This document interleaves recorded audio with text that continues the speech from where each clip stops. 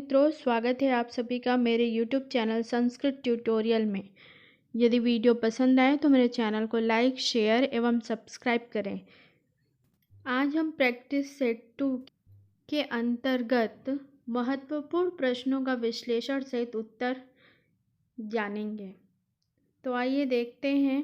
पहला क्वेश्चन है, राघव विलास किसकी रचना है?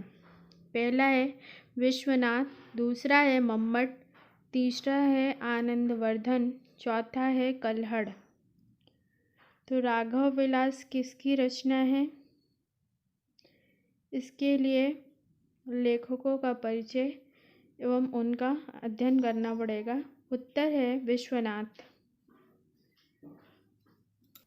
विश्वनाथ एक अलंकार शास्त्री हैं जिन्होंने राघव विलास की रचना की है। दूसरा प्रश्न है, सप्तर्षियों में कौन सा समास है? पहला है तत्पुरुष समास, दूसरा है द्वंद्व समास, तीसरा है अव्ययी भाव समास, चौथा है बहुव्रीहि समास। तो इसका आंसर क्या होगा? देखिए, इसमें होगा तत्पुरुष समास। क्यों? सप्तर्षियाँ संख्यावाची है, इसलिए इसमें तत्पुरुष समास होगा। ठीक है, तो कैसे पता चले? सप्त यानी 7, तो संख्या आ गया ना। तो संख्यावाची जहाँ हो वहाँ क्या है? तत्पुरुष समास होता है, इसलिए तत्पुरुष समास होगा सप्तर्षियाँ में। नेक्स्ट क्वेश्चन है, पितरौ शब्द का विग्रह है, तो इसका विग्रह कैसे करेंगे? पहला ऑप्शन है माता पिता च, माता च पिता च, तीसरा है पिता च माता च, चौथा है पिता माता च। तो पितरौ शब्द का विग्रह होगा माता च पिता च इति पितरौ। और इसमें कौन सा समास है? इसमें द्वंद्व समास है। च अर्थे दंदा, इसके पहले भी हम प्रैक्टिस सेट दिए थे, उसमें भी द्वंद्व समास का एक था, तो बताया था उसमें कि च अर्थे दंदा द्वंदा। तो इसका सही आंसर है माता च पिता च। नेक्स्ट है, महावीर चरितम किसकी रचना है? पहला है कालिदास, दूसरा है भवभूति, तीसरा है भारवी, चौथा है माघ। तो महावीर चरितम भवभूति की रचना है। भवभूति की 3 रचनाएं हैं, आप जानते होंगे, और यह 7 अंकों का नाटक है। इसमें 7, आप जानते होंगे कि नाटक में 7 अंक होते हैं, तो महावीर चरितम में 7 अंक है और 7 अंकों का यह नाटक है। इस प्रकार कुछ भी पूछ सकता है, इसके रचयिता कौन है या फिर इसमें कितने अंक हैं, ये सब। नेक्स्ट क्वेश्चन है, अब्राह्मणा में कौन सा समास है? पहला है तत्पुरुष समास, दूसरा है द्वंद्व समास, तीसरा है अव्ययी भाव समास, चौथा है बहुव्रीहि समास। तो इसमें होगा तत्पुरुष समास। कैसे? देखिए, अब्राह्मणा में तत्पुरुष समास है और इसका विग्रह है न ब्राह्मणा। अब्राह्मणा इसका विग्रह करेंगे तो न ब्राह्मणा बनेगा, और ये नई तत्पुरुष समास के अंतर्गत आता है, इसलिए नई तो नहीं दिया है, इसलिए इसमें तत्पुरुष समास है। ठीक है, तत्पुरुष का ही भेद है, नई तत्पुरुष समास। नेक्स्ट क्वेश्चन है, या वर्ण का उच्चारण स्थान है, तो या वर्ण का उच्चारण स्थान क्या है? पहला है तालु, दूसरा है कंठ, तीसरा है मूर्धा और चौथा है दंता।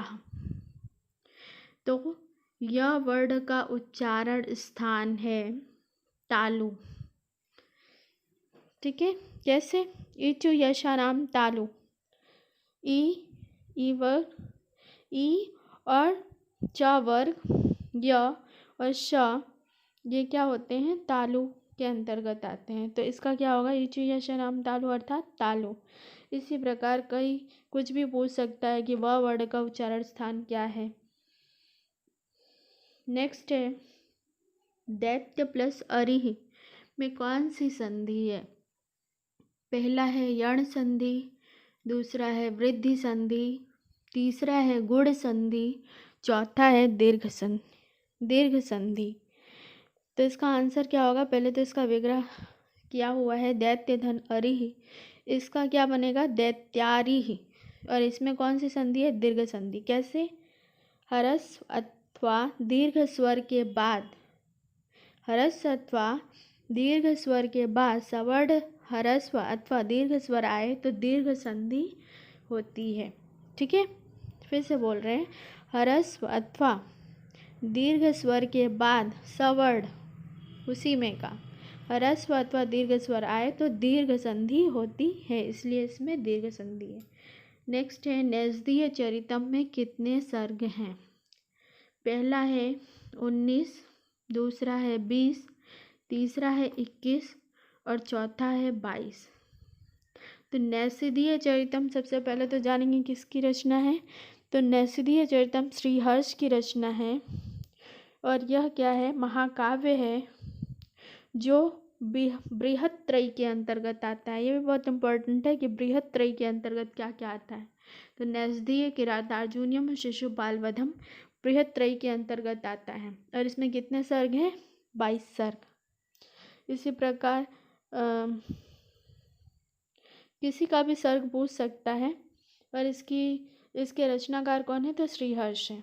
नेक्स्ट है, प्रयाग प्रशस्ति किसकी रचना है? ये बहुत इंपॉर्टेंट क्वेश्चन है।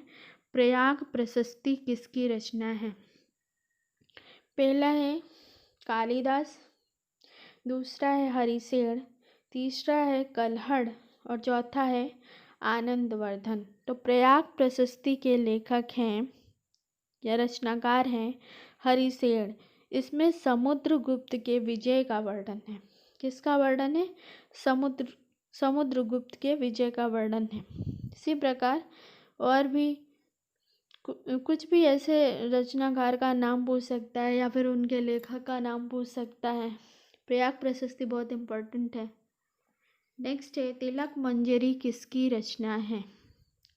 पहला है हरिसेन, दूसरा है धनपाल, तीसरा है कल्हड़ और चौथा है मम्मट।